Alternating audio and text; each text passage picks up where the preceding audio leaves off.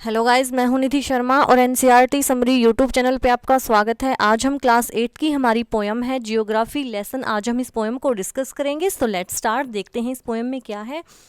Can you imagine what your city would look like if you saw it from 10,000 feet above the ground. तो क्या आप imagine कर सकते हो कि आपकी सिटी कैसी लगेगी जब आप अपनी सिटी को 10,000 फीट की ऊंचाई से देखोगे, ग्राउंड से।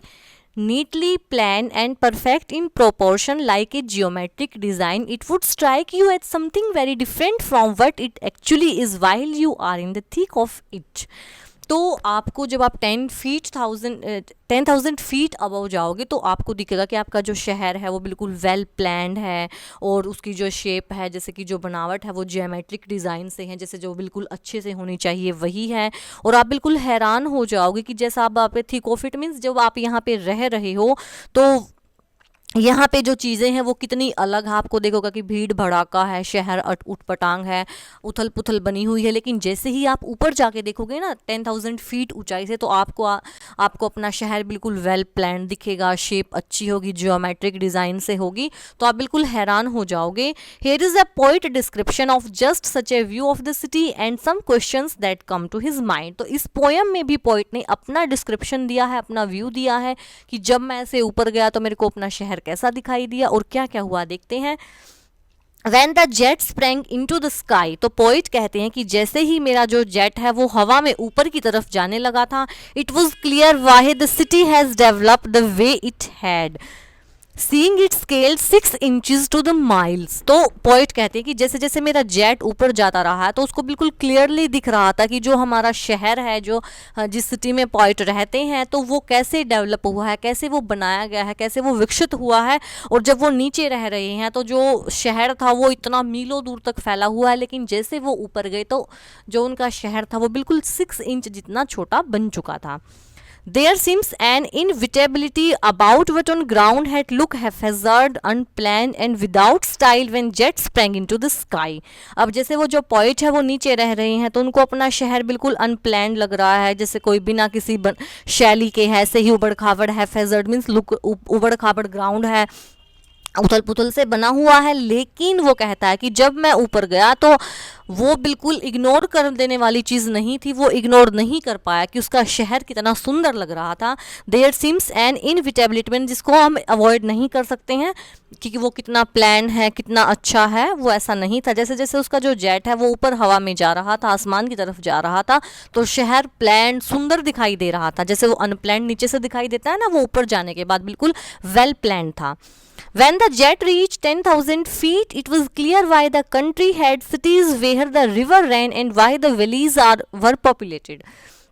तो पोइट बोलते हैं कि जैसे उनका जो जेट है वो 10,000 फीट ऊपर गया तो बिल्कुल क्लियर हो चुका था कि क्यों जो शहर है वो नदी के किनारे क्यों बसते हैं और जो वैलीज हैं वहाँ पे लोग क्यों रहते हैं। उनको वहाँ पे जाने के बाद ये चीज़ें समझ आई। द लॉजिक ऑफ जियोग्राफी, क्योंकि वो जो रहन सहन है, जो कहाँ कहाँ पे जो चीज़ बनी हुई है, वो जियोग्राफिकल कंडीशन की वजह से जो लोग हैं वो नदियों के किनारे रहते हैं या फिर वैलीज में रहते हैं। That land and water attracted man are clearly delineated when the jet reach 10,000 feet.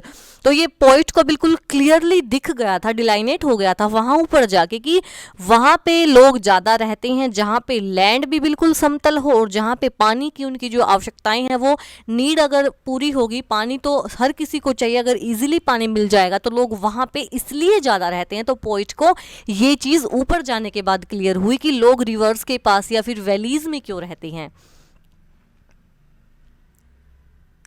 When the jet rose 6 mile high, जब जो जेट है वो 6 माइल हाई और ऊपर की तरफ जाता है, it was clear the earth was round. तो पोइट को ये चीज़ क्लियर हो गई थी कि जो हमारी अर्थ है वो बिल्कुल राउंड शेप में है, and that it had more sea than land. और हमारी अर्थ पे सी वाला एरिया, पानी वाला एरिया ज़्यादा है, बल्कि जो लैंड है वो उसके कंपैरिजन में काफ़ी कम है। हमारी अर्थ पे पानी ज़्यादा है। But it was difficult to understand that the men on the earth found causes to hate each other, to build walls across cities and to kill.